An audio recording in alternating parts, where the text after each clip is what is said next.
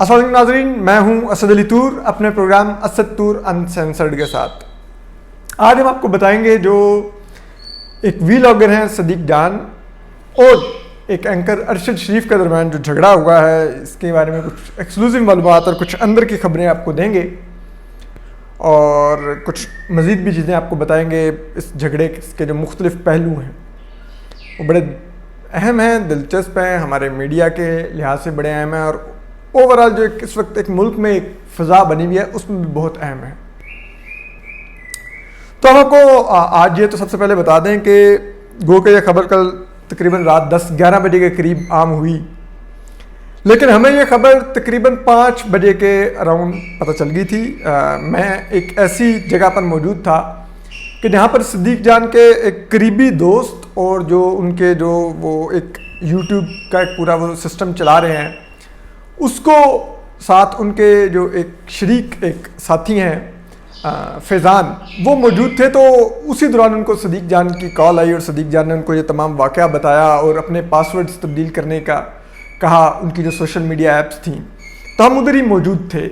तो मैंने उनके फैज़ान से पूछा कि क्या खैरियत है। तो फैज़ान ने मुझे बताया कि ये वाक़या पेश आया है और वो वाक़े की भी हम आपको तफसील बताते हैं जो फैज़ान ने हमें बताया सारा। और उन्होंने कहा कि ये इस तरह वाक़या पेश आया है और सदीक जान पे अरशद शरीफ ने हमला किया है, मारपीट की है। अदील राजा और एक उनका कंटेंट प्रोड्यूसर और एक उनका कैमरामैन साथ थे जिन्होंने मिलकर ये हमला किया है और सारी तफसीलात बताई और कहा कि सदीक जान के मोबाइल भी उन्होंने छीन लिए हैं और ये सारा वाक़या है।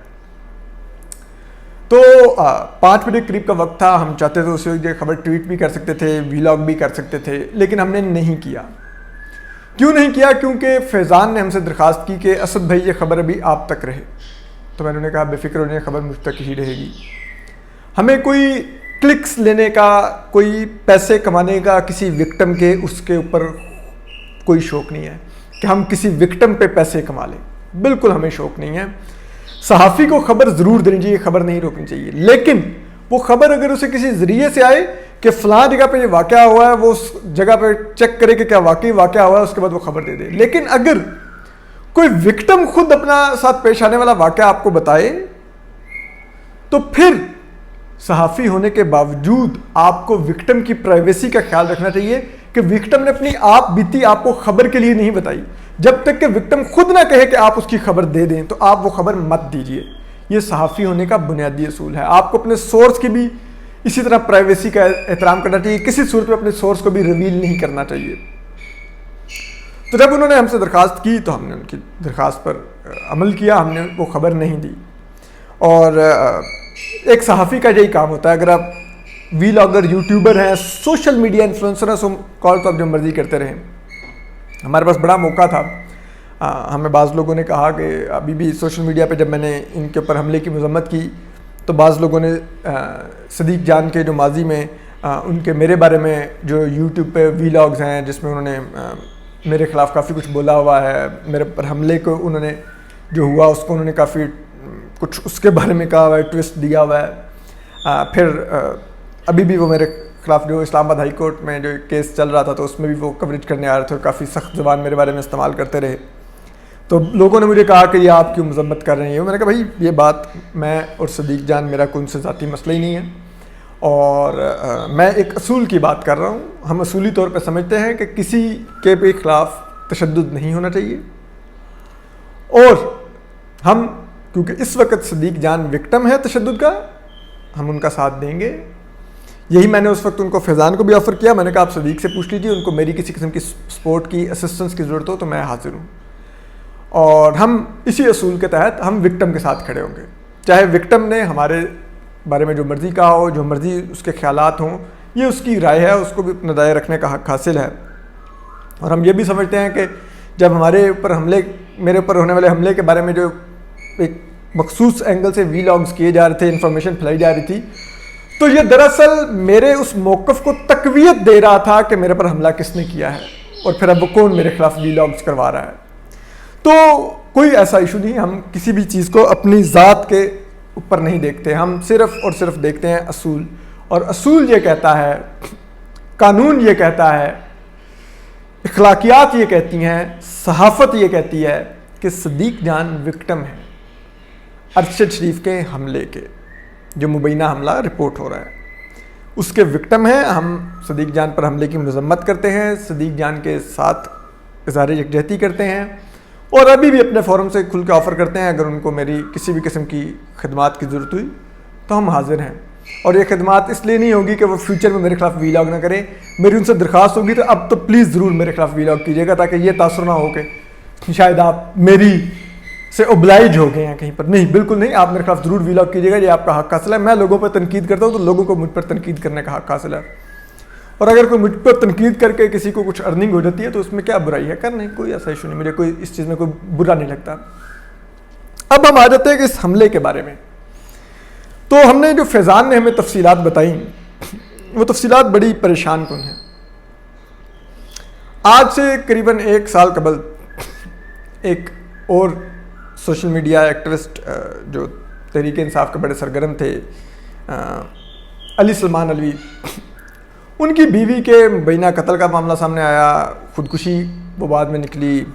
वो बीवी पर मुबैना तौर पर बहुत तशद्दुद करते थे जिस वजह से उनकी बीवी ने ख़ुदकुशी कर ली, हमने भी उसकी मजम्मत की।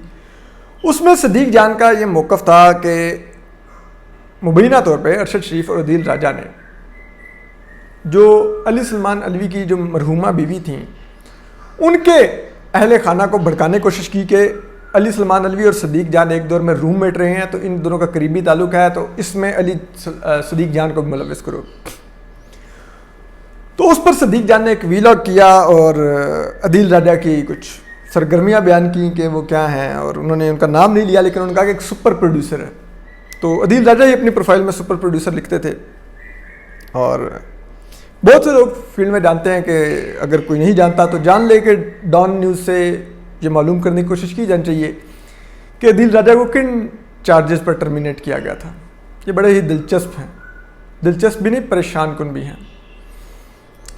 वो चार्जेस मालूम करने की कोशिश कर रहे हैं, मुझे तो नहीं मालूम क्या होंगे लेकिन हम सुनते हैं इधर उधर से।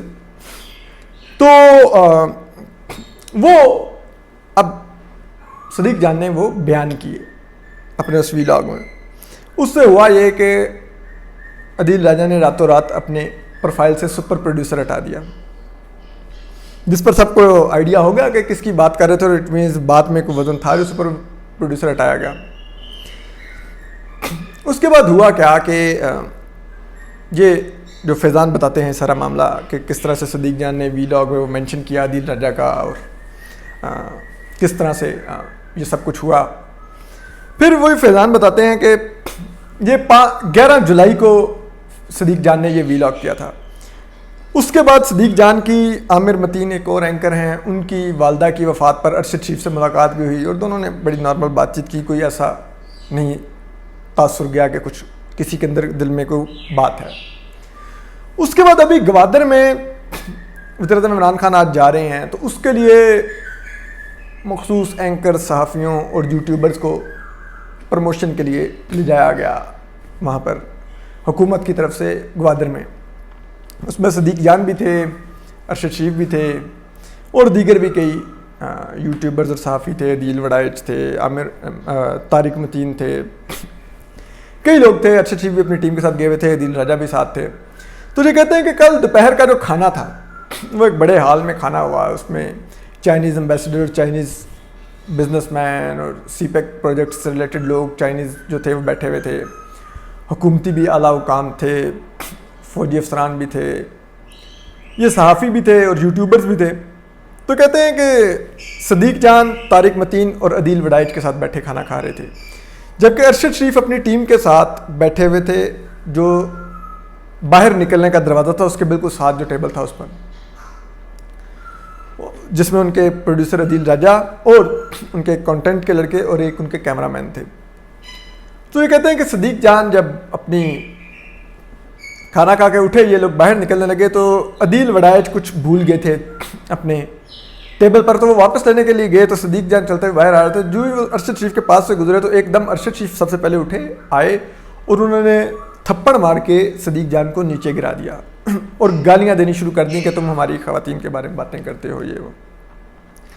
जिनको तारिक मतीन ने रोकने की कोशिश की कि आप ये कर रहे हैं, आप बड़े हैं, आप किस अंदाज में एक बच्चे से सलूक कर रहे हैं, जिस पर अरशद शरीफ ने उनको भी खींच के पीछे हटा दिया और मजीद मारा। और इसी दौरान अदील राजा और वो जो अरशद शरीफ की टीम के दीगर 2 अरकान थे, इन 4 लोगों ने सदीक जान पर हमला किया। उनको गिरे हुए को ऊपर से मारते रहे, ठोकरें, मुक्के, थप्पड़ उनकी पसलियों पर, उनके पेट पर, जिससे उनकी शर्ट भी फट गई, उनके कपड़े फट गए।